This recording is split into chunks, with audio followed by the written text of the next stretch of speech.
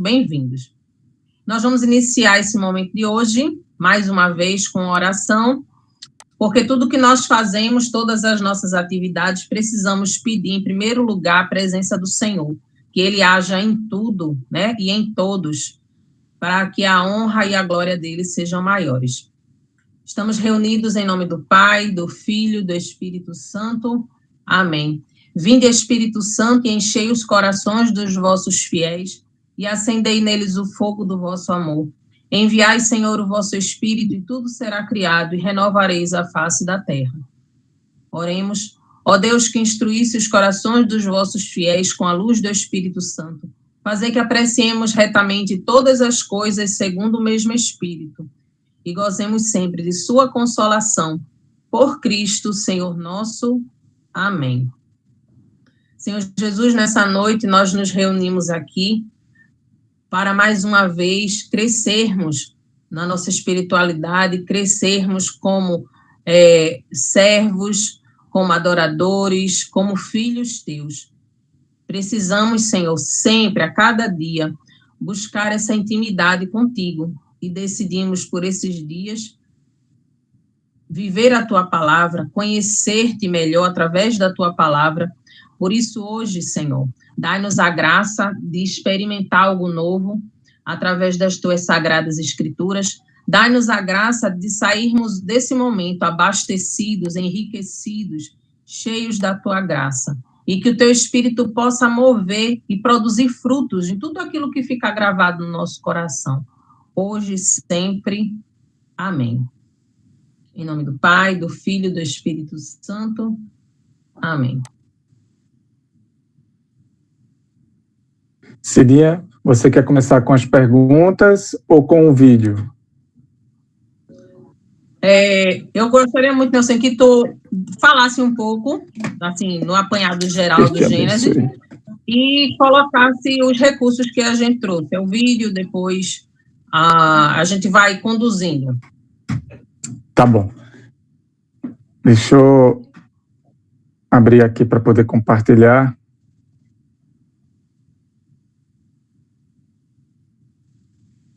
O vídeo rapidinho. Só para deixar o vídeo já pronto. O vídeo está pronto. Colocar aqui a tela.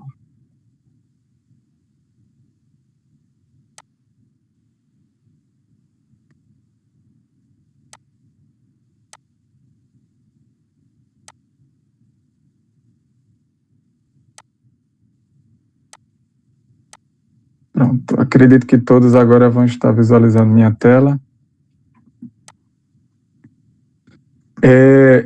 Fazer um breve resumo do que a gente viu, né? A gente estudou o livro do Gênesis. Deixa eu botar aqui do começo. Praticamente a gente passou por todo o livro do Gênesis, né? A gente começou falando um pouco da história da criação. Ainda ficam muitas dúvidas, né, sobre a história da criação. A gente vai responder algumas dúvidas, porque é muito difícil para nós entendermos a forma que está descrita, né, a criação. Como eu já havia dito, né, a história da criação, ela não é uma descrição exata do que aconteceu, né? O próprio catecismo da igreja, ele nos ensina isso, que ali tem uma representação simbólica, são fatos reais. Deus criou, mas não exatamente daquela forma, né? Assim nos ensina o catecismo da igreja. Por isso que é importante a gente se basear sempre no catecismo da igreja. Aí eu falei também da presença da Trindade Santa, né? Tanto a presença do Pai, do Filho e do Espírito Santo no Gênesis, né? Já no primeiro capítulo do Gênesis.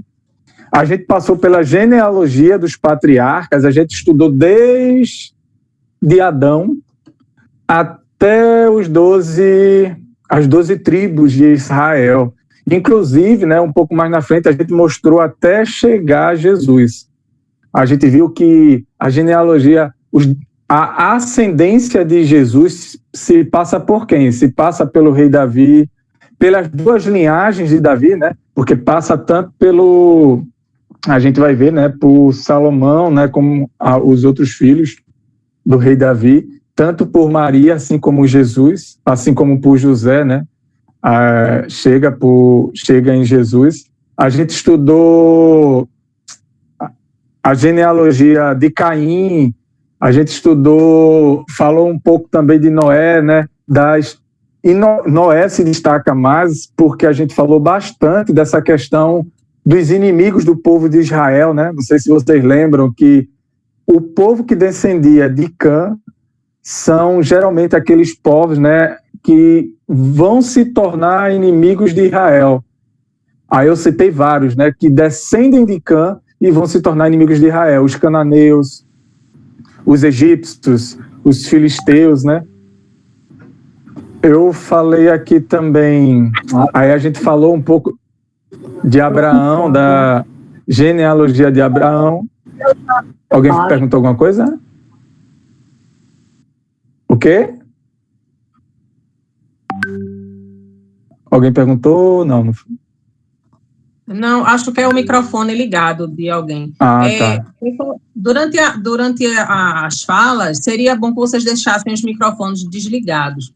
Logo depois a gente vai ter um momento onde a gente vai poder partilhar algumas coisas e aí vocês voltam a abrir. Ou então, até se tiverem alguma dúvida emergente e quiserem falar, vocês abrem rapidinho, falam, mas aí sempre mantenham desligado, tá bom? Pronto. Então, continuando, a gente falou um pouco lá da genealogia, passamos por Abraão, falamos um pouco de Ló, de cada personagem, de Ismael, né, que também gerou deixa eu permitir aqui, gerou um dos povos inimigos de Israel. A gente vai falar hoje nas perguntas, né, mas a gente já falou da circuncisão, né, o quão importante foi a circuncisão, porque fazia com que o povo se tornasse, né, membros da família de Deus, né, os descendentes, os herdeiros da herança de Deus, e que hoje a gente cristão não faz a circuncisão, porque para nós a nova circuncisão é o batismo. Falamos de Isaac, lá na frente a gente falou também da questão do sacrifício de Isaac, né, que é tão importante para o Antigo Testamento, que alguns estudiosos chegam a comparar o sacrifício de Jesus, a morte e ressurreição de Jesus. Falamos também de Esaú e Jacó, os dois irmãos que desde o ventre da mãe brigaram pela primogenitura, né? Brigaram já pelo direito de ser primogênito. Se eu não me engano, nessa parte eu falei um pouco dessa questão da primogenitura, porque era tão importante ser primogênito. Hoje a gente vai falar até um pouco sobre isso, né? Nas perguntas e respostas que a gente vai falar, por isso que eu vou passar bem rapidamente aqui. Mas a gente comentou, né? Quem não assistiu, eu publiquei hoje os vídeos, alguns vídeos só faltou de segunda-feira passada, mas todos os outros eu coloquei no grupo. Aí tudo isso que eu estou falando rapidamente aqui, tem lá no vídeo. Falamos de Jacó, né? Jacó tem uma característica, né, que ele enganou o pai, e a gente viu que durante toda a história do Gênesis ele sofreu, né, porque ele foi enganado por Labão para se casar com Lia, ele foi enganado pelos próprios filhos, né, com a morte de José, ele passou por uma série o enganador que foi enganado, né. A gente falou de Noé e a aliança eterna, né, que alguns o próprio catecismo da igreja vê esse dilúvio como batismo, né? O batismo que faz o quê? O batismo que a água que lava o mundo e nos purifica. A água que lavou o mundo e purificou, tirando assim um pecado do mundo e deixando a salvação. A gente falou um pouco da corrupção da humanidade, aqueles dois sentidos. Eu não sei se vocês recordam que alguns estudiosos falam que quando se diz os filhos de Deus olharam para as filhas do homem, alguns dizem que os filhos de Deus está falando da linha justa de Sete, e os filhos do homem, a Bíblia está falando da linha ímpia de Caim. A gente falou um pouco do dilúvio, do sacrifício de Isaac, né, no Monte Moriá, que eu falei que é muito importante isso para o Antigo Testamento. Eu vou comentar, a gente vai comentar um pouco hoje nas perguntas também, sobre essa questão do sacrifício de Isaac. A gente tem sempre duas visões que eu comentei, né? Uma é a tradição judaica, né, que eu vou comentar novamente hoje. O que é que elas enxergam nessa questão do sacrifício de Isaac, né? O quão importante é para todo o Antigo Testamento, lembrando que os judeus não acreditam que Jesus seja o Salvador, que Jesus seja o Messias. Para os judeus, Jesus foi um louco, um homem que apareceu dizendo que era filho de Deus, e que para eles, para os judeus, Jesus não teria nenhuma importância, né? Para nós não. Jesus, ele é o nosso Salvador, o único Salvador. E o sacrifício de Isaac, na tradição cristã, ela traz essa equiparação, né, entre Jesus e Isaac, como se fosse um pré-anúncio do que iria acontecer com o Messias. Mas aí a gente vai falar um pouco mais na frente. Tudo isso eu estou falando rápido, mas está nos vídeos que eu já publiquei. A gente falou na última, não foi, da história de José, das tribos de Israel.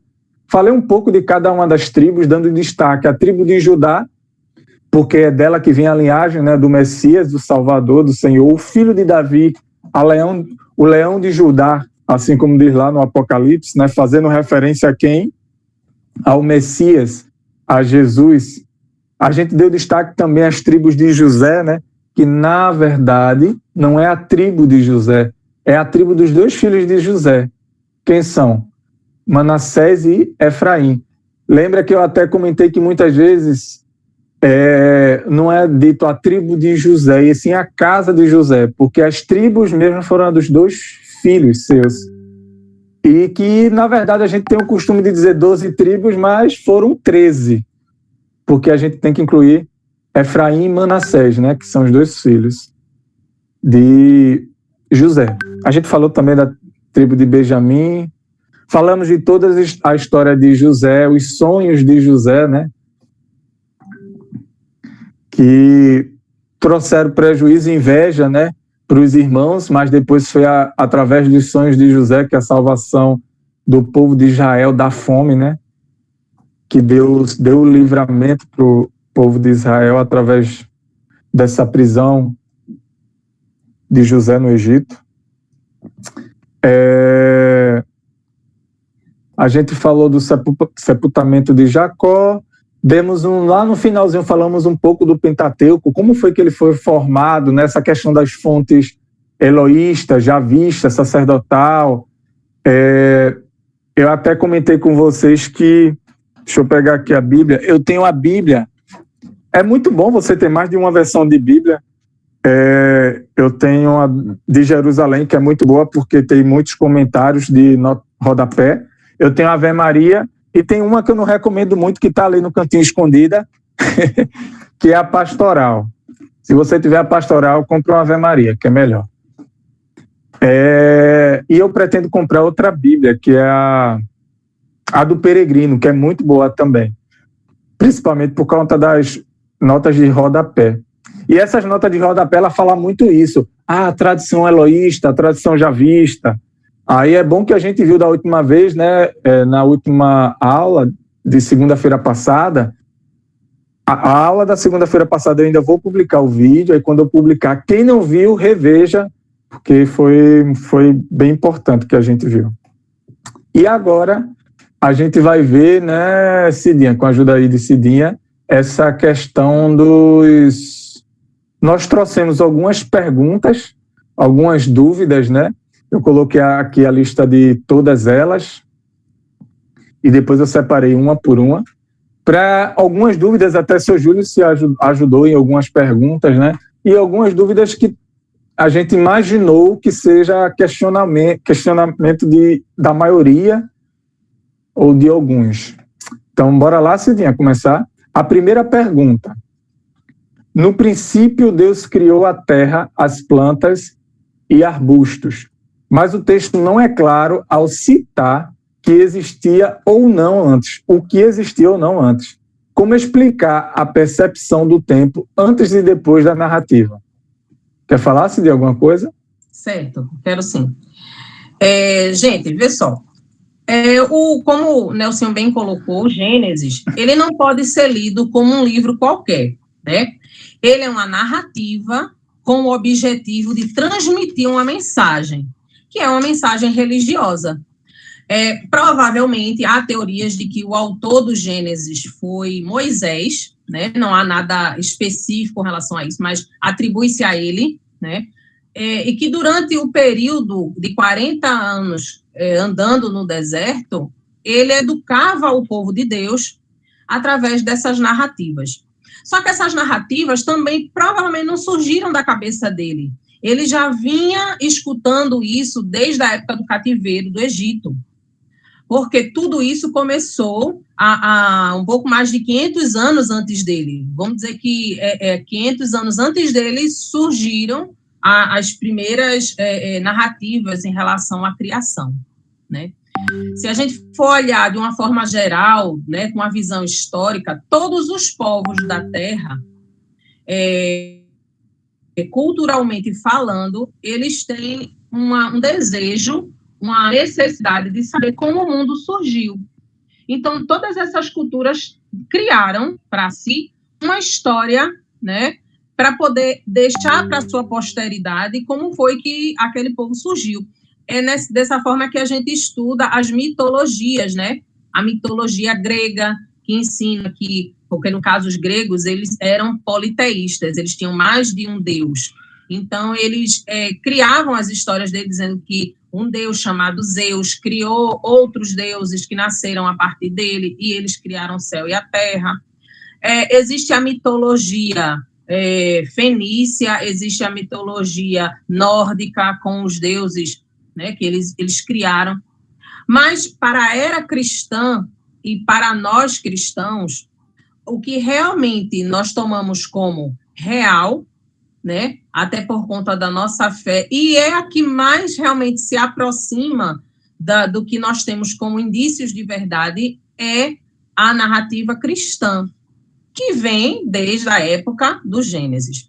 Então, assim, a gente não pode ler ela simplesmente como se fosse a história real e verídica, porque foi inspirada por Deus, claro, mas foi fruto da produção de seres humanos, onde um pai passou para o filho, que passou para o neto, que foi passando de geração em geração essa história.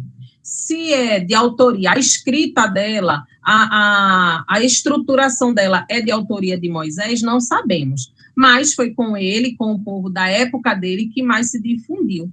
Aquele povo era um povo pobre de conhecimento, rude, né, e com poucas tecnologias. Então, eles precisavam de algo que explicassem para ele a relação de Deus com o homem de forma mais simples possível. Ora, a forma de nós nos comunicarmos como seres humanos, a forma mais primitiva e mais simples é a narrativa. O que é a narrativa? É quando você conta uma história. Ora, se eu quero chegar aqui e dizer como foi meu dia, falar de alguma dificuldade que eu senti, eu vou contar a história do meu dia. Vou dizer, olha, acordei pela manhã, peguei o ônibus, fui trabalhar, cheguei no trabalho, encontrei com os meus amigos, tinha muita tarefa na minha mesa, então eu tive que sair para almoçar, retornei. Então, enfim, a nossa vida é uma narrativa. Para aquele povo não era diferente.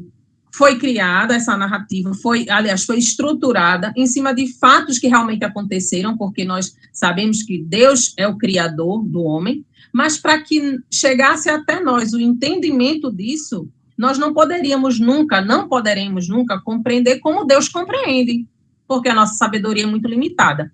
Por isso ela foi contada dessa forma. Então, em meio a essa história, essa narrativa, vão surgindo elementos que vão ajudando a gente a compreender, como se nós fôssemos crianças, né? Para que a gente conte uma história para criança, a gente tem que mudar um pouco a linguagem. Não deixa de ser verdade aquela história, mas a linguagem para ela precisa ser adaptada. Então, o que acontece? Essa narrativa, esse gênero narrativo, esse gênero textual chamado narrativa, ele precisa ter uma estrutura. Eu não posso simplesmente chegar aqui e dizer assim, gente, contar um fato, fui expulsa do trabalho. fui expulsa fui colocada para fora. Aí todo mundo vai pensar assim, mas o que é que eu tenho a ver com isso? Porque, não, isso eu estou usando para justificar o meu atraso. Mas por que isso aconteceu? Porque eu procedi de tal forma no meu emprego. Aí vou começar a contar. Ou seja, toda a narrativa ela tem uma estrutura, ela tem começo, meio e fim. Introdução, desenvolvimento e conclusão. E para Moisés, ou para aquele povo da época, contar essa história, muitas vezes a estrutura de espaço e tempo dentro do desenvolvimento dessa história fica um pouco confusa. Tanto que, no início, é o que move essa pergunta agora, disse assim, no princípio, isso é Gênesis 1, tá? No princípio, Deus criou o céu e a terra estava sem forma e vazia, as trevas cobriam o abismo e o Espírito de Deus pairava sobre as águas. Ora, se aquilo era o princípio, como é que de repente surgiu a água, né? Onde o Espírito pairava sobre ela? E lá na frente, lá no capítulo 2, onde ele narra o paraíso, diz assim, no tempo em que o Senhor Deus fez a terra e o céu, não existia ainda sobre a terra nenhum arbusto nos campos, e nenhuma erva havia ainda brotado nos campos, porque o Senhor Deus não tinha feito chover sobre a terra, nem havia homem para que a cultivasse.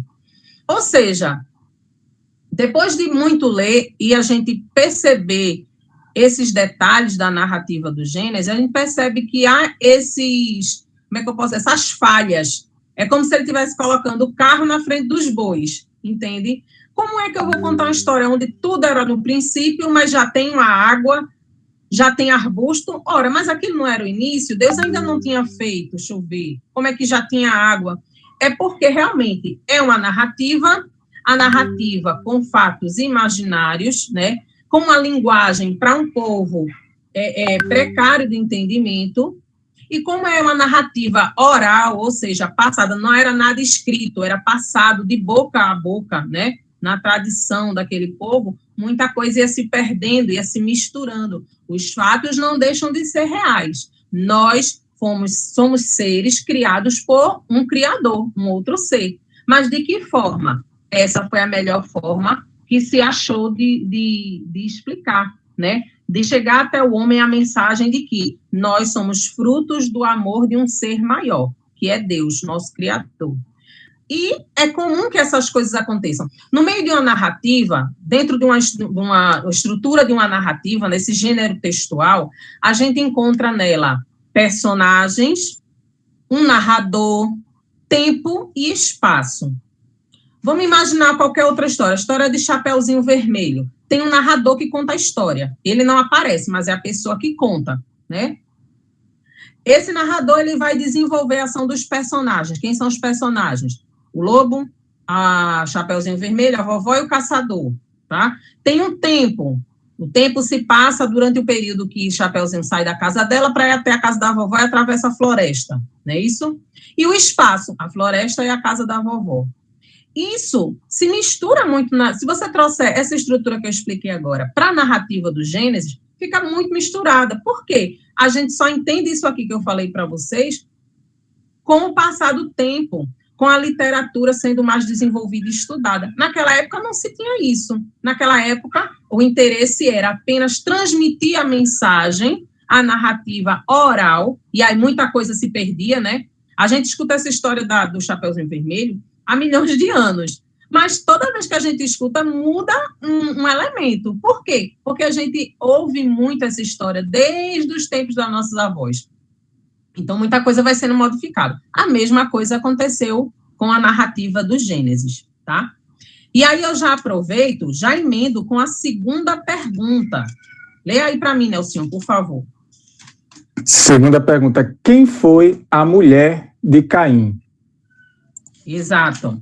Quem foi a mulher de Caim? Porque o que acontece é o seguinte, lá no finalzinho, deixa eu ver aqui qual é o capítulo, Gênesis 4. Exato, Gênesis 17. 4, versículos 14 e 17. Eu vou pegar até antes um pouco, 14 e o 17. Lá no 14, o próprio Caim, depois de ter sido descoberto por Deus, né, pelo crime que ele cometeu, ele matou o irmão Abel, Ele próprio diz assim, 14, eis que me expulsais agora deste lugar, e eu devo ocultar-me longe de vossa face, tornando-me um peregrino errante sobre a terra. O primeiro que me encontrar vai matar-me. E o Senhor respondeu-lhe, não, mas aquele que matar Caim será punido 7 vezes. Ora, se o primeiro homem era Adão, a primeira mulher Eva, seus filhos Caim e Abel, tá? Ele matou Abel, Caim matou Abel, então só teria no mundo, teoricamente, Eva, Adão e Caim, que foi expulso, foi afastado da face de Deus, né? Então, qual seria o homem na terra que iria matá-lo? Ora, nós voltamos novamente para essa perspectiva. O livro do Gênesis, a narrativa do Gênesis, ela não pode ser lida como uma história literal. Para que o povo de Deus pudesse entender, então foi criada essa alegoria, né? Será que realmente existiu uma cobra que falou, né, para Eva? Será que uma cobra realmente se levantou e foi falar com Eva? Será que realmente existia uma árvore que tinha uma fruta? Talvez não tenha sido bem assim. Isso foi criado para que a gente possa entender. Então, da mesma forma, talvez Adão e Eva e o próprio Caim não tivessem sido as primeiras pessoas habitantes da Terra. Existia talvez algo antes. Essa é uma teoria, tá? É uma teoria. Porque o que acontece? Deus, ele não tem início nem fim. O mundo teve início, a humanidade teve início, mas Deus não. Então, a graça dele, a graça criadora de Deus também poderia ter efetuado antes um povo ao qual Deus não escolheu para ser o seu povo. Ele quis iniciar o seu povo a partir de Adão e Eva. Né? Então, oi? Não, só para acrescentar, né? Porque às vezes o pessoal pensa que, mas você está tirando isso da sua cabeça, de onde é que você tirou? Na Igreja Católica, diferente de outras religiões, a gente não interpreta as coisas assim. A interpretação que a gente está fazendo, a gente está fazendo uma interpretação literal da Bíblia. Não é aquela, você está passando por um momento de dificuldade e você abre a palavra de Deus e a palavra de Deus traz algo para você que vai melhorar a sua vida. A gente está traduzindo literalmente assim a Bíblia. E só para deixar claro, eu só queria que vocês anotassem o Catecismo da Igreja, parágrafo 337 e 362, para depois vocês lerem. Se você tiver o Catecismo da Igreja, que é aquele livro amarelinho, porque lá diz, exato, isso aí, Cidinha, porque lá diz exatamente isso que Cidinha está falando. Para você pensar, mas de onde você tirou isso? Você está supondo isso? Não. Na igreja, a gente já tem o magistério da igreja, que são pessoas que estudaram para poder interpretar da melhor forma a Bíblia para nós. E é isso que Cidinha está falando, não é o pensamento nosso, meu ou dela, é o magistério da igreja que fala dessa forma. Aí eu anotei aí esses 2 números. Parágrafo 337, né? 337 e 362. Pode continuar, Cidinha.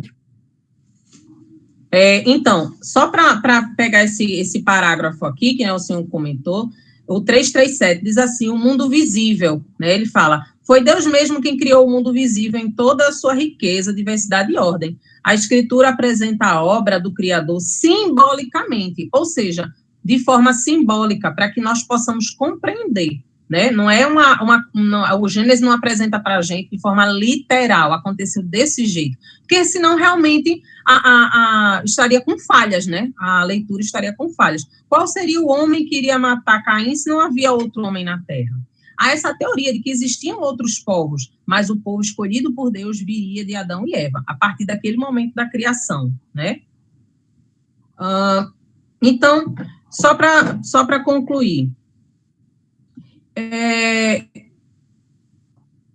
então, quando a gente fala isso, a gente percebe que não podemos, de forma nenhuma, usar o texto do Gênesis de forma literal, sem levar em consideração esses pontos, né? De que tudo foi usado de forma simbólica, não para esconder algo, pelo contrário, para revelar uma verdade de que Deus realmente nos criou, mas que para que a gente pudesse compreender, foi posto para a gente dessa forma. E aí, voltando, a mulher de Caim, quem seria? Como Caim se afastou da presença de Deus, ele saiu do meio saiu daquele propósito, daquele plano salvífico que Deus já tinha no início, e voltou-se para os povos que não tinham a presença de Deus. Dali, da geração de Caim, é que foi gerada a geração impura, as pessoas, os povos que não participavam dos planos de Deus. E vamos para a próxima. Nelson, quer falar mais alguma coisa? Não, Cidinha, tá ótimo. E aí a gente parte para... Alguém quer falar alguma coisa também? Pode abrir aí, se alguém quiser comentar algo.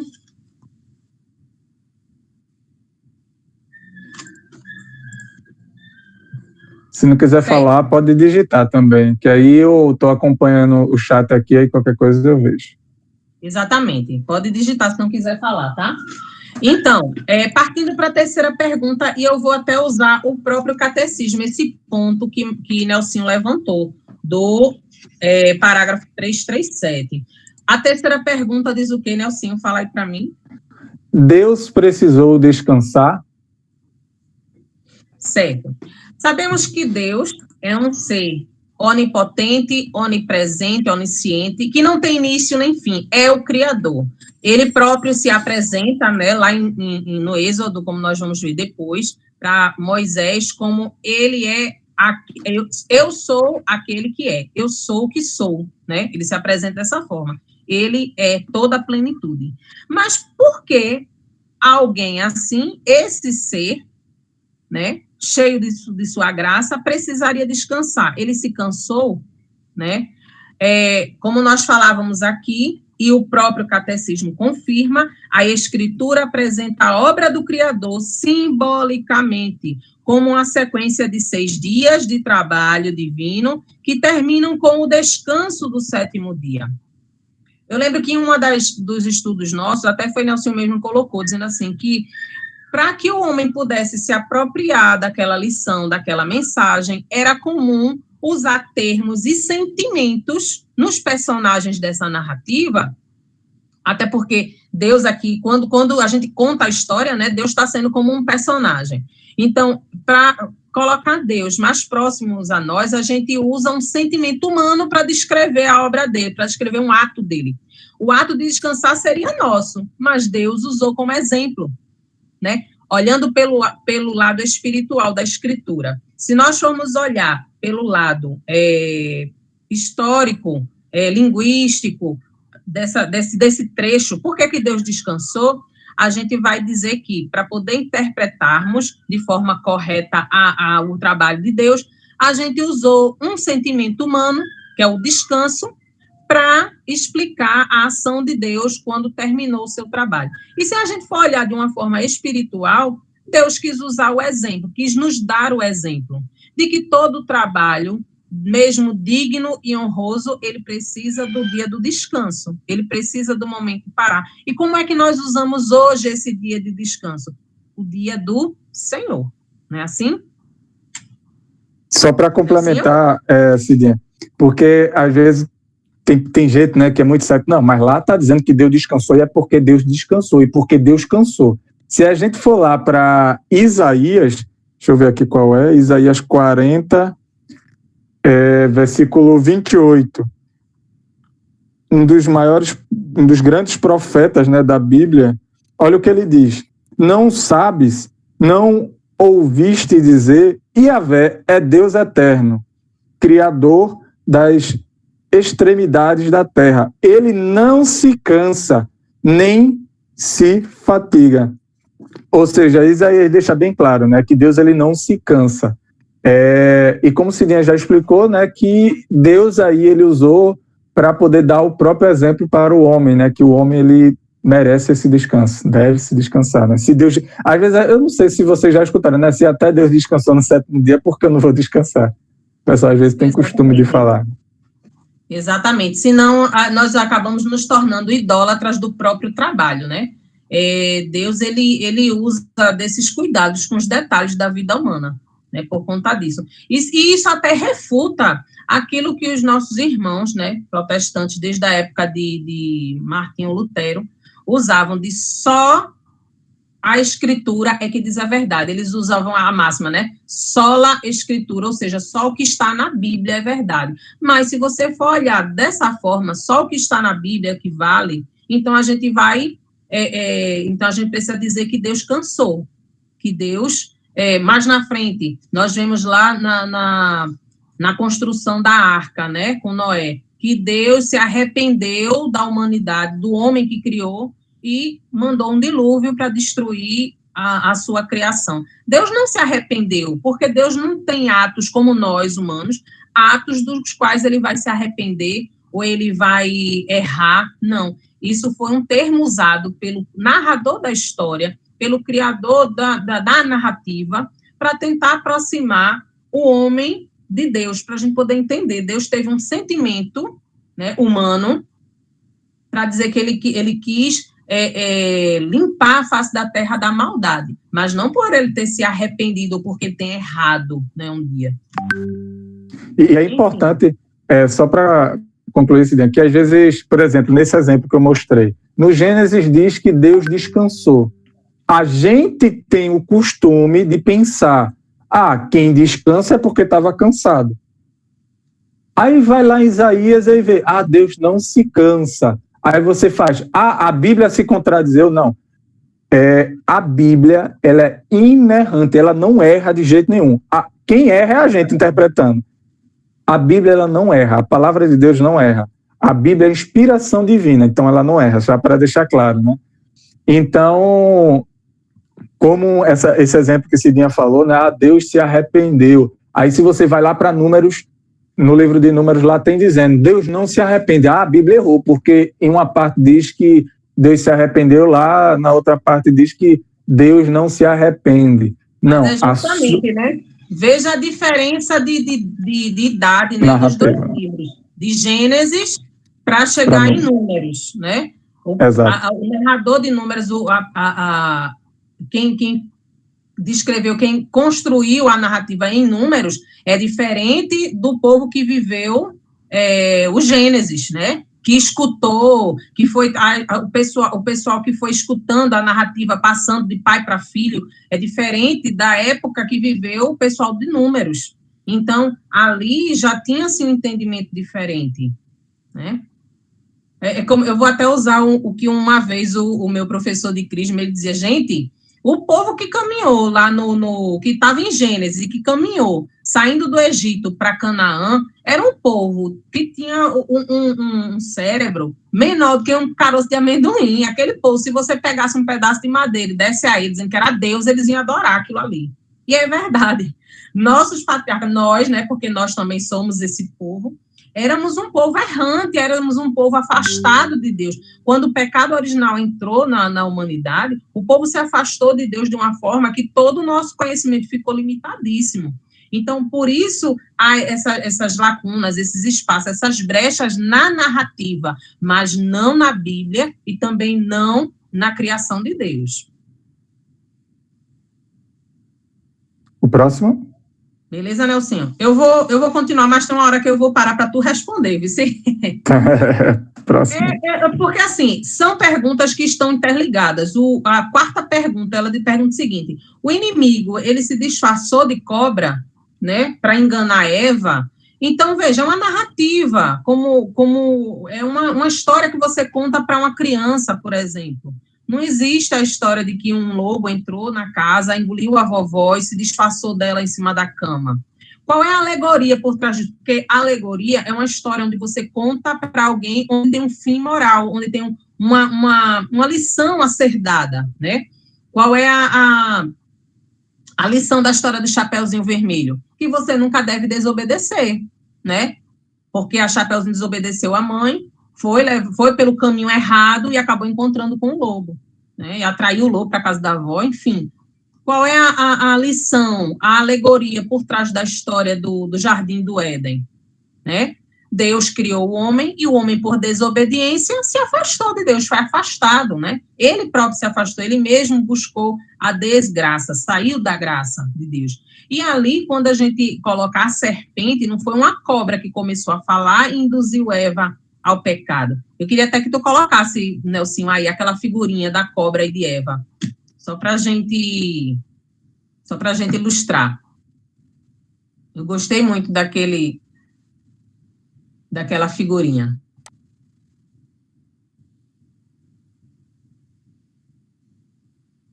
Qual figura, Cidinha? Desculpa. Eu estava falando no mudo. Quem viu? A figurinha de Eva e a cobra. Tá com ela aí fácil? Eita, eu acho que eu não tô com ela aqui fácil, não. Eu vou procurar e depois eu coloco. Deixa eu ver aqui. Eu vou procurando aqui também, acho que eu tenho mais fácil. Então, naquela época, justamente é um ponto que confirma até que essa narrativa foi transferida de Moisés para o povo. Naquela época, o povo que caminhava no deserto, um dos maiores medos dele eram as serpentes, eram as cobras, né? Porque era realmente perigoso, era realmente fácil de encontrar uma cobra, ser picado, né, e morrer, porque no deserto, nas condições desérticas, né, que o povo vivia. Será que eu consigo, Nelsinho, compartilhar aqui? Consegue, é só tu colocar para compartilhar. Estou colocando. A minha vai sair. Então, o que é que acontece?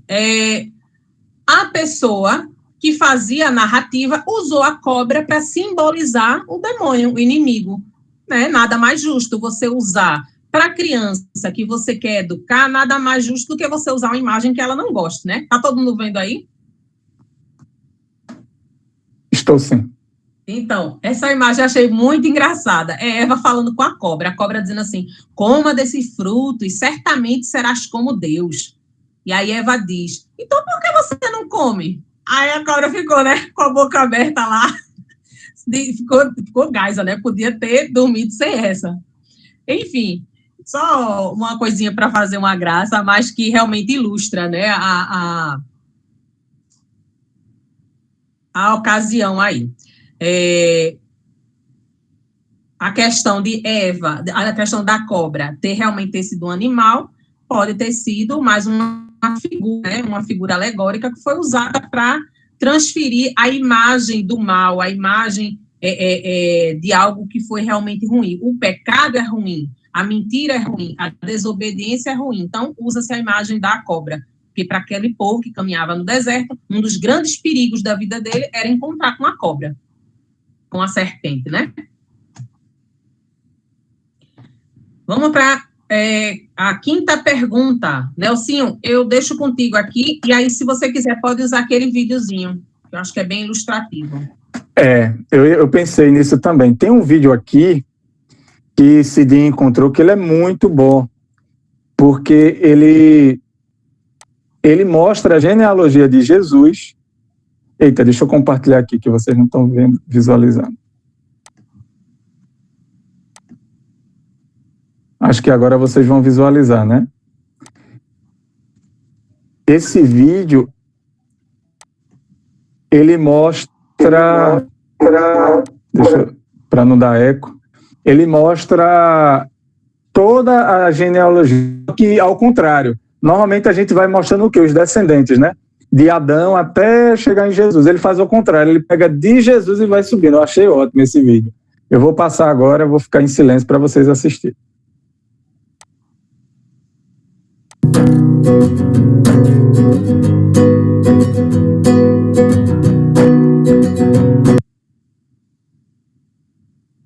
Eita, acho que vocês não estão escutando. Deixa eu fazer uma coisa. Né? Eu acho que agora vai.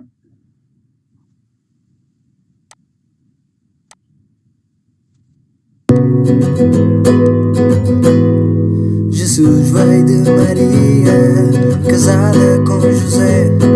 José veio de Jacó, filho de Matã. Matã veio de Eliezer, filho de Eliude, que tinha um pai que se chamava Aquim. Aquim veio de Sadoc, que sucedeu a Azor. Azor era filho dele, Aquim, filho da Abiúde, que tinha um pai que era construtor. O seu nome era Zorobabel. Seu pai era Salatiel.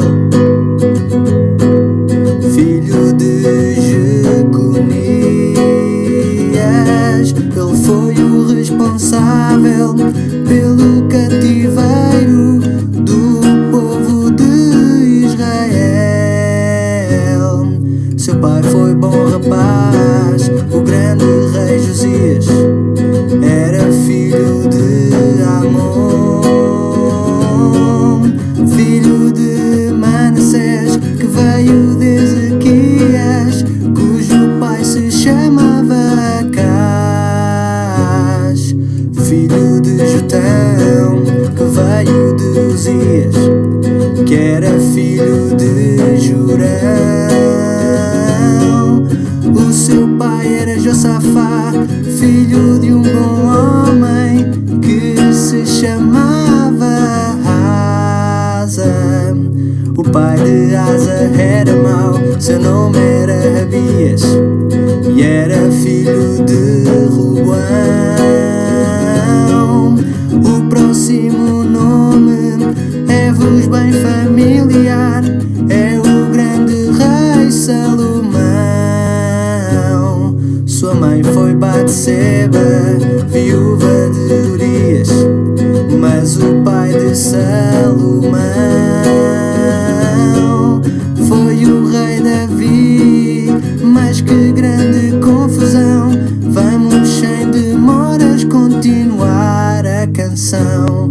Davi foi filho de Jessé, filho de Obed, cujo pai era Boaz, casado com Ruth, mulher de grande valor, ajudou a sogra com amor. Boaz foi filho de Salmão, casado com Raabe, que morava em Jericó. Antes de Salmão veio Naasson, o seu pai era Aminadab. O pai da Aminadab chamava-se Arão, mas não o irmão de Moisés. Filho de Hezron, neto de Peres, que era filho de Tamar e Judá. Judá sucedeu Jacó, ladrão da primogenitura. Seu pai era Isaque, filho de Abraão, pai de uma grande nação. Abraão, filho de Tera, filho de Naor, que era filho de Serug. Seu pai era Ragaú, filho de Faleque, que sucedeu a Heber. Heber, filho de Salá, que veio de Cainã. Filho de Arfaxade, a primeira criança a nascer depois do arco-íris. O seu pai era Sem, filho de Noé, justo aos olhos de Deus. Construiu a arca como Deus mandou, para a salvação da humanidade. O pai de Noé chamava-se Lameque, filho de Matusalém.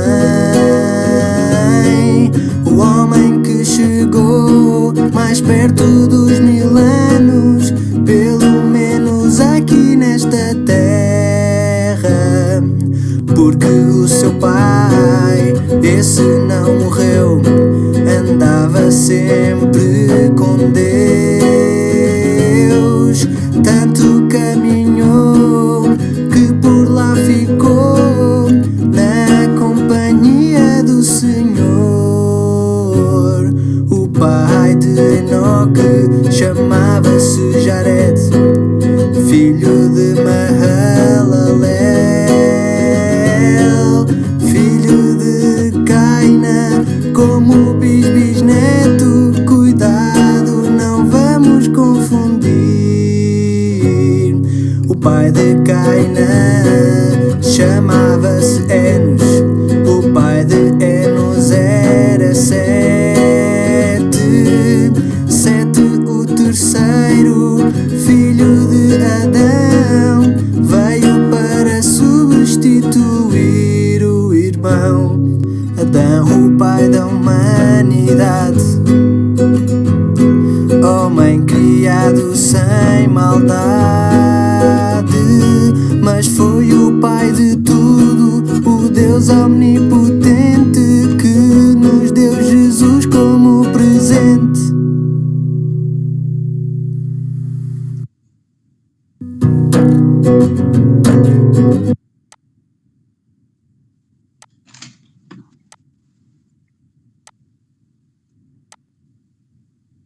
Bem, eu acho que deu para ver o vídeo. Eu gostei muito do vídeo. Quem assistiu todas as aulas, eu acho que entendeu, conseguiu enxergar alguns personagens ali que a gente comentou, que bonitinho, né? Do Gênesis. É espanhol, né, Cidinha? Ali? Eu acho que ele é português. O sotaque dele é português. É um português de Portugal. Aí falou ali de alguns personagens que a gente até vai ver, mas que muita gente já conhece, né? Falou do rei Davi, de Salomão, falou de alguns personagens que são... Cadê? Deixa eu botar até na pergunta. Entre Adão e Abrão tem alguns personagens de destaque que a gente comentou bastante. Lembra, até os nomes são parecidos. Os filhos de Adão, Sete e Cã. Os filhos, logo depois vem de quem? Vem Noé. Quem são os filhos de Noé? Sem e Cã. Os filhos de Adão, Sete e Caim. Tem Abel também, né? Só que Abel morreu, né? Daqueles que trouxeram as linhagens. A linhagem abençoada por Deus, Sete. E vindo de Noé, a linhagem abençoada, quem é? Sem. Até o nome se parece. Ele citou os dois, Sete e Sem. Nelson está com o celular. Eita, desculpa. Deixa eu botar aqui. Agora está melhor, né? A linhagem de Sete e de Sem, ele citou lá, né? Sete, filho de quem? De Adão, que trouxe a linhagem abençoada, né? A linhagem da herança. Trouxe os filhos de Caim e Cã, né? Ele falou de Cã e Caim. Não, desculpa, ele não falou de Cã e Caim. Ele só falou da linhagem até chegar a Jesus, né? A linhagem abençoada. Linhagem boa, né? Só colocou a linhagem boa. Cã, que é filho de Noé, e Caim, que é filho de Adão, né? Até os nomes se parecem, né? A gente comentou sobre tudo isso. Opa, deixa eu aceitar aqui, Rose, que está chegando. E eu achei muito interessante esse vídeo, porque quem não talvez tenha se perdido nos nomes, né? Vê os vídeos que eu coloquei no grupo, que falam um pouco da genealogia, eu passo por todos eles no Gênesis. Aí vai dar para você, depois você reveja o vídeo, eu vou publicar o vídeo lá no grupo, esse da musiquinha, porque aí você revê ele, aí vai ficar mais claro na sua cabeça toda essa história, né? Não estou escutando nada. Tá me escutando, não? Tá me escutando? Oi. Maria, foi Maria que falou? Maria, você está ouvindo? Ele complementou. Eu não estou ouvindo. Ah, não está ouvindo? Eu não estou ouvindo nada. Veja se tem alguém mais que não está me escutando. Veja se o volume do celular pode ser que esteja baixo. Estou escutando muito bem. É muito legal. Veja aí o volume do celular, porque pode ser que esteja baixo. Bem, ele falou de outros personagens lá, Enos. Ele até falou, né, o primeiro a invocar Deus. Ele falou de Enoque, né? O homem que andou com Deus, o homem, eu não sei se ele citou que foi arrebatado, né? Mas todos esses personagens a gente citou.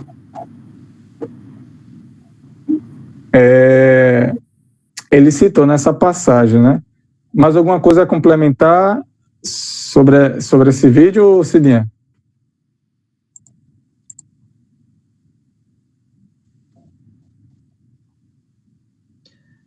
Não, dele a gente pode aproveitar, para partir para a próxima pergunta, se você não tiver nada a colocar mais nele. E se alguém quiser fazer alguma pergunta ainda.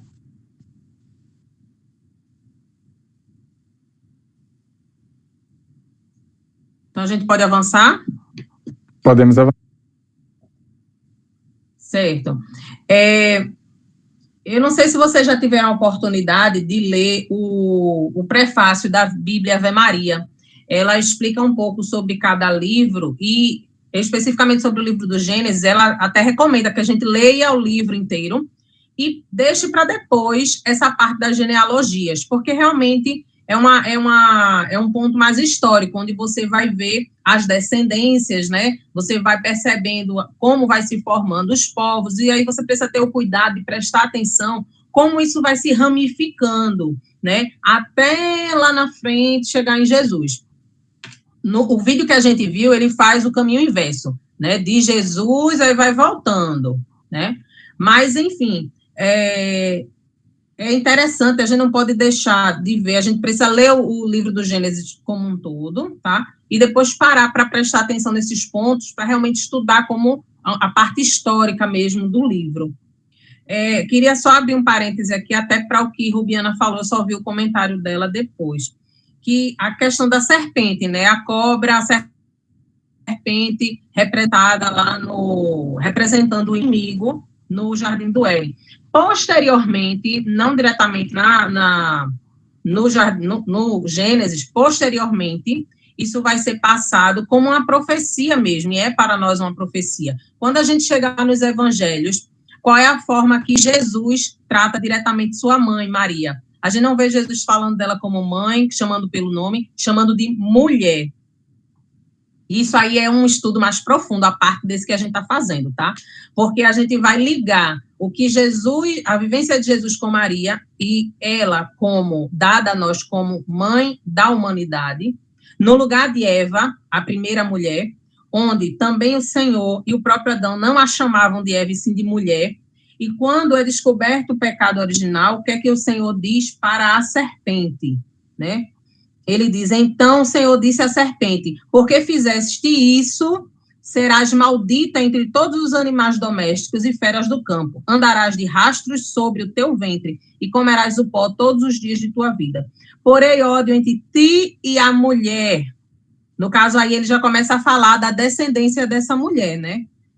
Entre ti e a mulher, entre a tua descendência e a dela, esta te ferirá a cabeça e tu lhe ferirás o calcanhar. Então, aí a gente já vê o início da proclamação de Maria como aquela que esmaga, que pisa a cabeça da serpente, né? Já o Senhor, porque se a gente observar direitinho, toda a história da Bíblia, ela se organizou, a Bíblia, ela foi organizada de uma forma cronológica, mais ou menos, né? Cronológica, ou seja, como se fosse, ao passar do tempo, a gente fosse seguindo aquela linha. Mas se a gente perceber, a história mesmo do povo de Deus, ela não é cronológica, porque Deus, ele sobrepõe-se ao tempo. Deus é maior do que o tempo.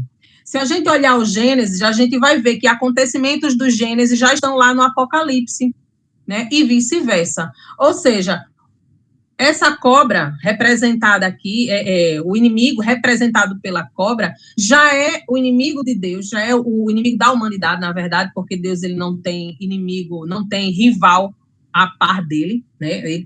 O anjo caído, ele é uma criatura, não deixa de ser uma criatura, ele já tinha sido expulso do céu, né? A batalha que a gente vê lá em Gênesis, ele já está prefigurado aqui nesse episódio da serpente e da mulher. Bom, mas aí é um assunto para depois, tem até uma das perguntas que envolve também essa questão. Enfim, Continuando, a pergunta de número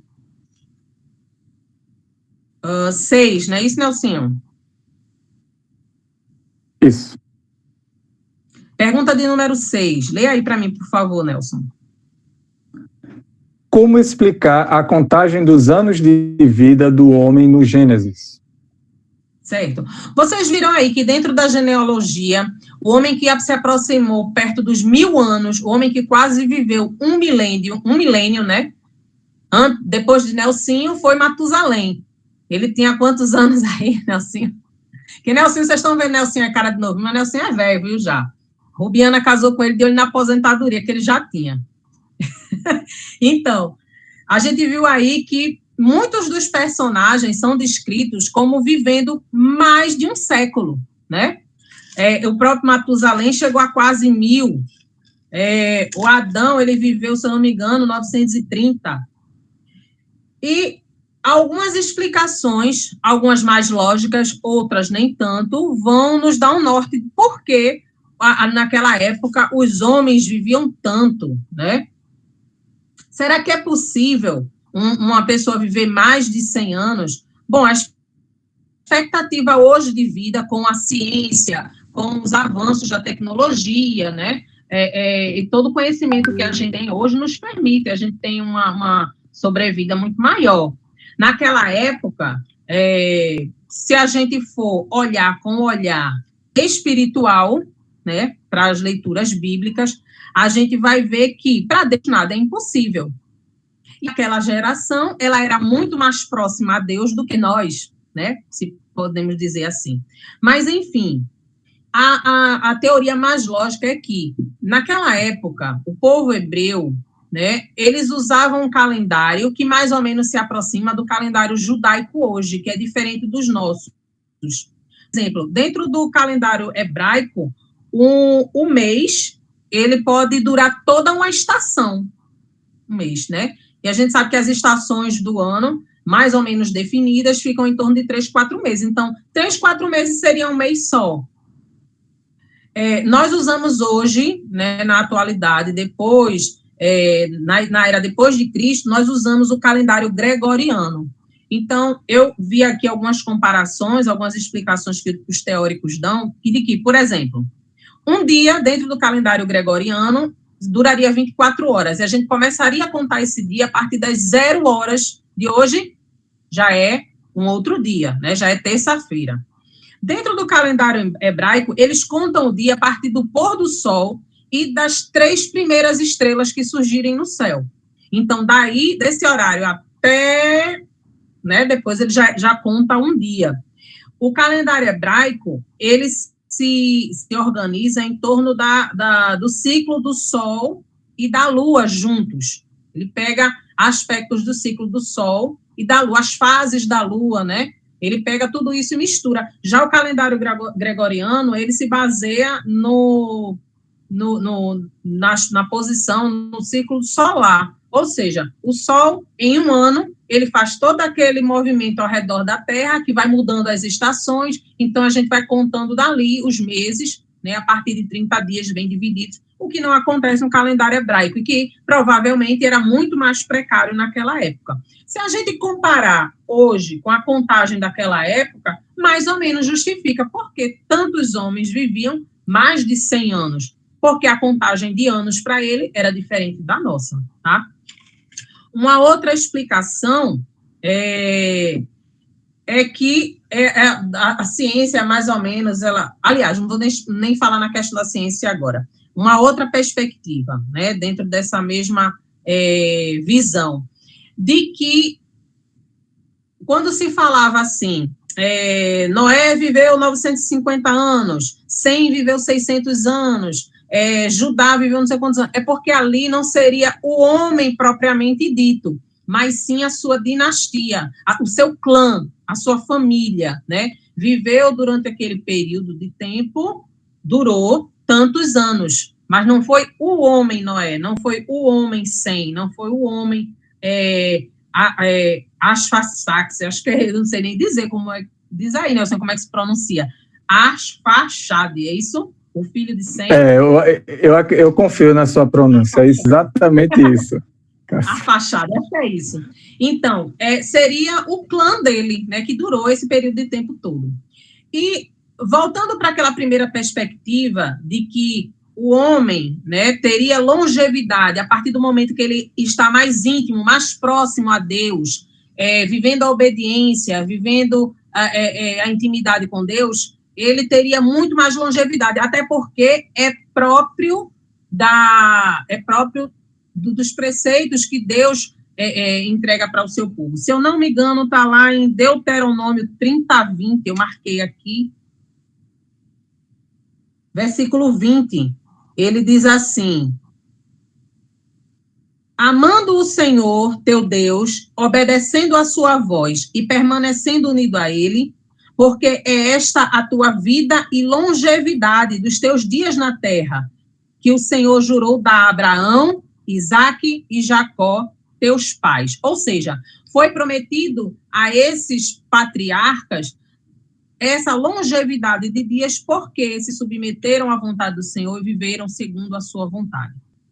Ainda nessa perspectiva, a gente percebe que depois do dilúvio, essa longevidade começou a cair, até porque depois do dilúvio, o povo começou a se expandir e começou a se afastar, os povos, né, começaram a se afastar ainda mais de Deus. Essa longevidade foi caindo. A gente vê que Noé viveu 950 anos, o seu filho Sem já viveu 600, Arfaxad já viveu 430, e assim por diante, até mais ou menos se aproximar da vida, da contagem de dias como a gente conhece hoje. Mas isso são só teorias. A mais plausível, digamos assim, é essa questão do calendário mesmo, né? A contagem do tempo era diferente da nossa. E também não podemos descartar que quem vive mais próximo a Deus, quem faz o que Deuteronômio falou aqui, Deuteronômio 30:20, amando e vivendo junto ao Senhor, recebe essa promessa da longevidade mesmo. A gente não pode descartar, né? Porque a Bíblia, ela nunca pode ser lida apenas como um livro, literalmente. A gente precisa usar os fatos históricos, os fatos arqueológicos, mas também a espiritualidade. Há também outras teorias que querem, talvez, explicar de alguma forma por que é que o homem, naquela época, vivia tanto tempo, né? Eu achei muito viajada, mas vale a pena a gente ver. Dizem que, assim, naquela época, o clima era diferente, né? O homem, ele vivia, o mundo, né? A Terra vivia envolta a uma camada que seria como se fosse a camada de ozônio hoje, que protegia muito mais a Terra dos raios solares. Isso fazia com que o homem durasse muito mais tempo, tivesse uma alimentação muito mais balanceada, estivesse longe de poluição, coisa que hoje a gente não consegue viver, né? E também é uma coisa que citaram aqui nas pesquisas que eu fiz, que naquela época, o homem que vivia ali, ele conseguia desenvolver no seu organismo a vitamina C. Até aí a ciência, né, tenta, por isso que o nome é teoria, não é assertiva, não é assertiva, né, é teoria, de que naquela época o ser humano desenvolvia no seu corpo vitamina C. Hoje nós não desenvolvemos vitamina C. Isso se deu através até de estudos de animais da época, animais pré-históricos, que tinham no seu corpo indícios de desenvolvimento de vitamina C. Se o animal ele conseguia desenvolver, porque o ser humano não, né? E a vitamina C, como hoje tem muitos estudos, é um dos elementos responsáveis pela longevidade do ser humano. Enfim, são teorias e especulações. O mais acertado é a gente ficar com a teoria, como eu falei, dos calendários diferentes, a contagem de tempo, né, diferente, até porque, a princípio, o ser humano ele só sabia contar o tempo a partir do Sol e da Lua, diferenciando dia e noite. Essa questão de contar horas, minutos, segundos, meses, anos, era uma coisa muito mais elaborada, que demoraria um pouco mais. Então, vamos ficar com a primeira opção, né? Mais acertada. Alguém quer falar alguma coisa? Nelsinho já quer passar para a próxima? A próxima pergunta. Por que Deus mudava o nome das pessoas chamadas para uma missão? Certo. Para responder isso, eu vou começar pelo Catecismo da Igreja Católica, o parágrafo 2159, 2159, né, que diz assim: o nome recebido é um nome eterno. No reino, o caráter misterioso e único de cada pessoa, marcada com o nome de Deus, resplandecerá em plena luz. Ao vencedor, darei uma pedrinha branca, na qual estará escrito um nome novo, que ninguém conhece a não ser quem a recebe. Isso aí é um trecho de Apocalipse 2, tá? Eu vi o Cordeiro, estava de pé sobre o Monte Sião. E com ele os 144 mil que tinham o nome dele e o nome do seu pai inscrito em suas frontes. Apocalipse 14. O Catecismo da Igreja Católica, ele vem nos mostrar a importância do nome. Lá em Isaías 43, ele já diz: eu te amo, te resgato e te chamo pelo nome. Nós temos um nome e o Senhor nos chama por ele. Então, o nome, quando é dado a alguém, ele tem um significado. Não sei se vocês já conseguiram procurar o significado do nome de vocês, mas, interessantemente, se a gente olhar direitinho, algumas características do nome têm até a ver conosco, né? O nosso nome de batismo. Por isso é tão importante escolher nomes cristãos, nomes que tenham um significado, que elevem o cristão recém-batizado para Deus. E quando esse nome ele é dado a alguém, é o sinal de aliança de Deus com aquela pessoa.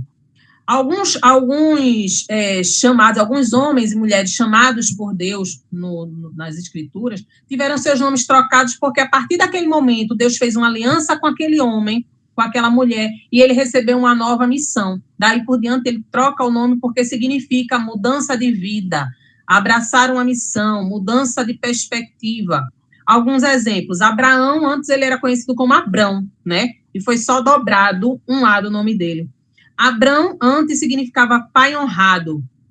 No meio daquele povo, Deus achou Abrão um homem que realmente era honrado, mas não era pai porque sua mulher era estéril. A partir do momento que Deus faz aliança com Abraão e dá uma missão para ele, diz que ele será um pai de uma grande multidão. Então ele passa a ser chamado Abraão, pai de uma multidão, ou pai de muitos. Noé significa repouso, vida longa. Não teve seu nome mudado, mas vejam o significado. Realmente, Noé teve um repouso em meio a tudo aquilo que aconteceu, né? O dilúvio, toda aquela situação. Sara era antes chamada de Sarai, contenciosa, duvidosa. E a partir do momento que o seu esposo recebe a missão e que ela recebe a profecia de que geraria um filho, mesmo estéril, ela passa a ser chamada Sara, dama, princesa. Lá na frente, no Evangelho, nós temos Pedro, né? Pedro, qual era o nome de Pedro anteriormente? Simão. Simão significa ouvinte, aquele que ouve. É aquele que está ali só, né, de espectador. E ele passa a ser protagonista da igreja do Senhor. Sob esta pedra edificarei minha igreja. A partir daquele momento, ele se chamou Pedro. E o próprio Jesus, Javé salva.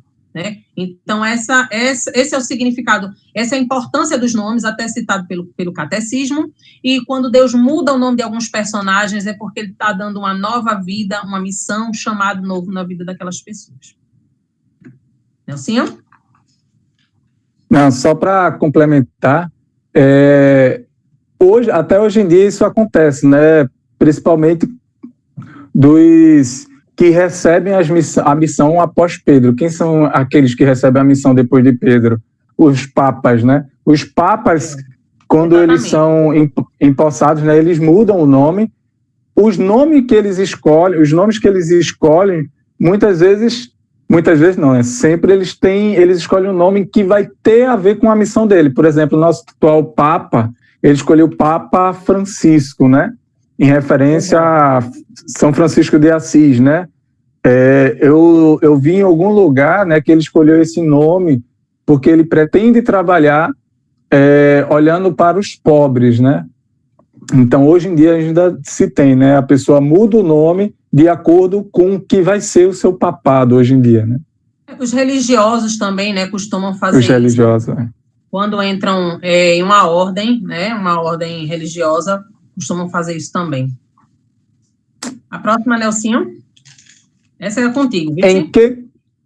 Em que consistia a circuncisão e o que representa para os cristãos?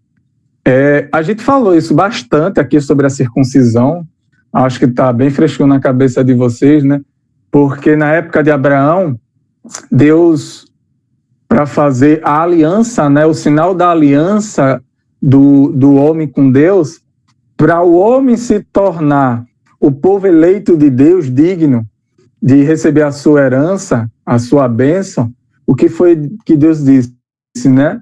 Circuncisão, né? O Abraão, seus descendentes, todos aqueles que entrassem na sua família, até mesmo os escravos, eles deveriam ser circuncidados, né? Isso mais tarde vai se tornar um pré-requisito para iniciação na vida litúrgica do povo de Israel, né? A gente vai ver lá no Êxodo.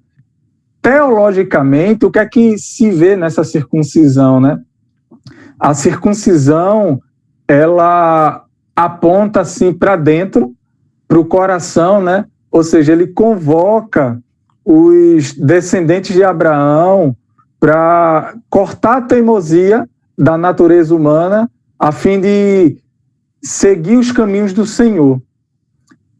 Então, esse era o propósito, né? Ainda hoje em dia, né, algumas pessoas, alguns judeus ainda fazem, né, essa circuncisão. Os judeus, eles fazem aos 8 dias, né, eles fazem a circuncisão, os muçulmanos aos 13 anos. Não sei se é referente a isso, mas quem foi circundado aos 8 dias de nascimento foi Isaac, e aos 13 anos Ismael, né? Não sei se é por causa disso que os judeus fazem aos 8 dias e os muçulmanos aos 13 anos de idade. E, além disso, né, até foi Cidinha que explanou isso na época, né, que a gente precisa... Porque, às vezes, as pessoas falam, por que Deus colocou a circuncisão para o povo, né? Às vezes... Hoje em dia tem todo o material, o equipamento, a cirurgia, eles fazem isso e é bom, né, para a saúde humana, tudinho. Mas naquela época, eu acho que era muito complicado, né? Cidinha pode até explicar um pouco, Cidinha, que tu falou muito bem naquela época, a importância da circuncisão para o homem naquela época, porque atraía muitas doenças, né? Pode falar, Cidinha. Não sei se todos sabem o que é a circuncisão, né? É a extração da pele que envolve o prepúcio, né? Do genital masculino. E isso, você imaginar assim, fazer isso numa criança de 8 anos, aliás, de 8 dias, né? Numa situação daquela, o povo morava no deserto, aí você diz, poxa, que crueldade, Deus pedir isso.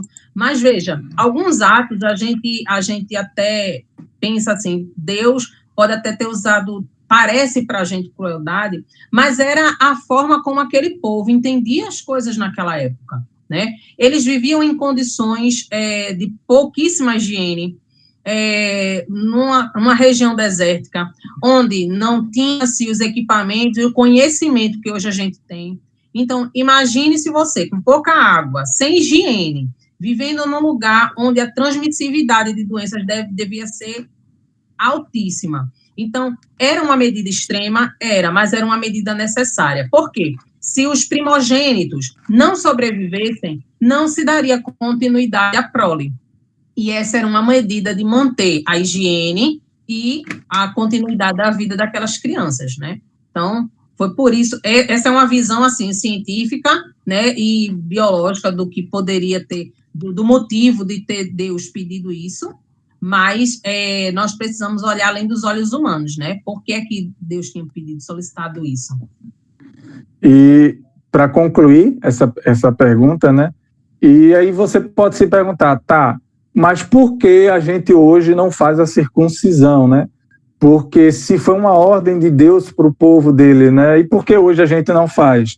Hoje nós cristãos, ou seja, aquele que reconhecemos Cristo como nosso Senhor e Salvador, aí a gente vai para o Novo Testamento para entender. Não precisa abrir a Bíblia, até porque a gente já viu isso, a gente só está revisando. Em Romanos 2, 28, olha o que ele diz. Não é verdadeiro judeu que o é exteriormente, nem verdadeiramente circuncidado aquele que exteriormente, que faz a circuncisão exteriormente na carne, mas é judeu que é interiormente e verdadeiramente a circuncisão é a do coração, segundo o espírito da lei. Ou seja, Paulo nos coloca aqui que a circuncisão verdadeira é aquela que está no coração. A circuncisão externa, aquela que é feita na carne, ela não importa para Deus. Para Deus é importante a circuncisão do coração. Para Deus o importante é cortar o mal que está no coração. Aí, para complementar aqui, em Colossenses 2, do 11 ao 12, olha o que ele diz. Nele quem? Jesus, também foste circuncidados com a circuncisão, não feita por mãos de homem, mas com a circuncisão de Cristo, que consiste no despojamento do nosso ser carnal, sepultados com ele no batismo, com ele também ressuscitastes, por vossa fé no poder de Deus. Ou seja, hoje, para nós, a circuncisão é o batismo. O batismo é a nova circuncisão. O batismo é aquilo que vai nos tornar o povo eleito de Deus. O batismo é aquilo que nos torna membros da igreja. Hoje, para nós, para sermos herdeiros do céu, herdeiros da herança de Deus, precisamos nos batizar. O batismo é a nossa nova circuncisão. Ok, Cidinha? Ok. Próxima pergunta. Próxima pergunta. Qual o significado da presença dos anjos ao longo da narrativa? Certo. Nós vemos ao longo da narrativa do Gênesis, muitas vezes os anjos, né, assumindo missões. Na verdade, os anjos, eles são representantes, mensageiros de Deus. Todas as vezes que nós vemos no Gênesis, por exemplo, a luta de Jacó com Deus, Jacó, aquele que lutou com Deus, né? Ele não luta diretamente na figura que lá aparece, é um anjo, mas o anjo representando a figura de Deus. Por quê? Porque o povo ele não estava preparado para ver. Aliás, hoje nós não podemos ver diretamente a Deus, né? E principalmente o povo daquela época, mas aquele povo precisava de algo significativo, precisava de um sinal. Então, os anjos eram representantes e reflexo de Deus em algumas missões. Então, o próprio catecismo, ele nos diz assim, no parágrafo 329, ele pega um texto de Santo Agostinho, né, para explicar justamente isso. Santo Agostinho dizendo assim: o anjo é designação de encargo. Aliás, anjo é o mensageiro, né? É designação de encargo, não de natureza. Ou seja, ele é anjo porque ele é um mensageiro, não por natureza, simplesmente. Se perguntares pela designação da natureza, é um espírito. Ou seja, naturalmente, o ser angelical, ele é todo espírito, né? Se perguntares pelo encargo, é um anjo. É espírito por aquilo que ele é, e é anjo por aquilo que ele faz. Por todo o seu ser, e aí já é o catecismo falando, os anjos são servidores e mensageiros de Deus, porque contemplam sem cessar a face do meu Pai que está nos céus, está em Mateus 18. São heróis fortes que executam suas ordens obedecendo sua palavra. Isso está nos Salmos. Disto dá testemunho o brilho de sua glória. Ou seja, os anjos, eles são testemunhos da glória de Deus. Todas as vezes que Deus precisava executar uma missão, ou falar com alguém diretamente, ou apresentar-se diretamente para alguém, isso não acontecia de fato, mas sim através da presença dos anjos. Tá? Passando para a próxima.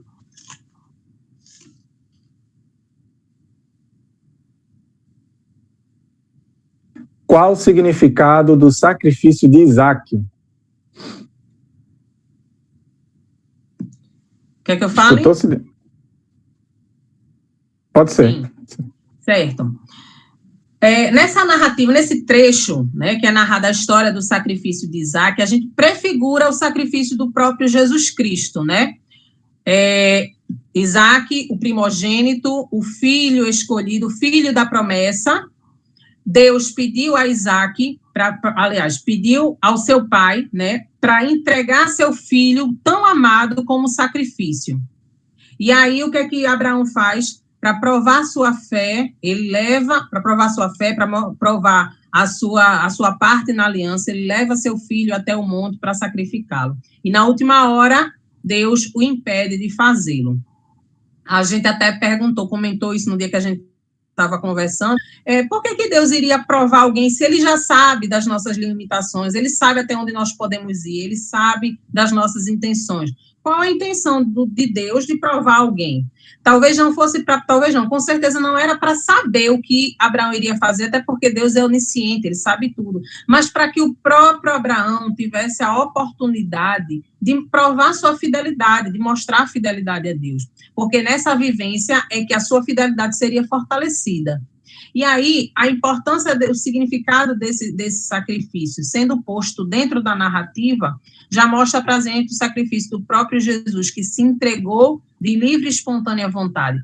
O Isaac, quando ele foi levado para ser sacrificado, Nelson até colocou que, pelas evidências que nós lemos, ele já tinha a idade de se opor, mas ele não se opôs.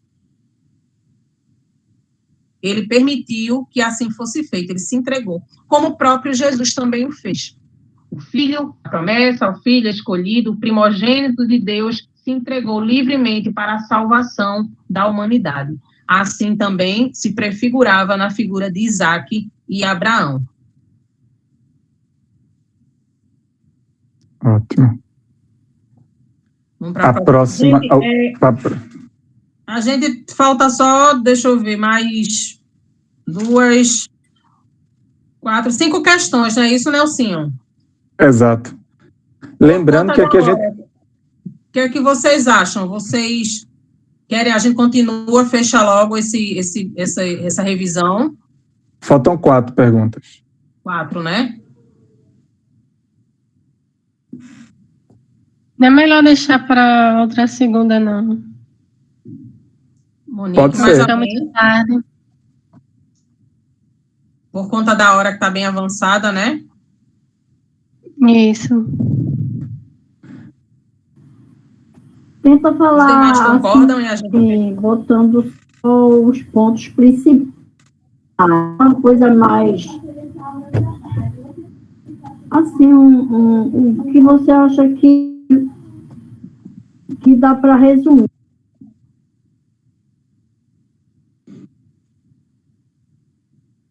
Eu acho que esse dia caiu. Você tá... Não, eu estou aqui. Tá aí. Maria, pelo que eu entendi, você acha que a gente poderia resumir mais na próxima, é isso? Não, agora mesmo. Ela está dizendo que poderia dar os pontos principais para terminar agora. Porque se a gente terminar agora, a próxima segunda já começa o Êxodo, agora, né, Cidinha? Na semana que vem a gente já começaria com o Êxodo. Lembrando que a gente está fazendo um resumo do que a gente já viu. Aqui é uma revisão. Quem já assistiu, então está conseguindo acompanhar, né? Quem assistiu às 4 aulas. Essa questão, porque qual a importância da primogenitura na narrativa de Esaú e Jacó? E por que o primogênito é sempre tão citado? Ô, Nelsinho, só pra gente, porque assim, tá meio dividido. Por mim, tanto faz. Se alguém quiser que a gente continue, senão a gente deixa para a próxima. Mas já 2 pessoas falaram que é melhor deixar para a próxima. 3, com a Eveline agora. Porque é o seguinte... Com a Eveline, né? Mesmo sendo uma revisão, a gente responde correndo, né? Por conta da hora. E aí tem algumas coisas, eu até anotei aqui algumas coisas, realmente eu estou pulando. Pronto. Então a gente pode, próxima segunda-feira, a gente responde, Cidinha, e tu já inicia o Êxodo. Pode ser? Pode. Até porque na próxima semana eu vou fazer um apanhado geral histórico. Então, eu acho que a gente pode fechar essas 4 perguntas e já dar início ao Êxodo, não tem problema.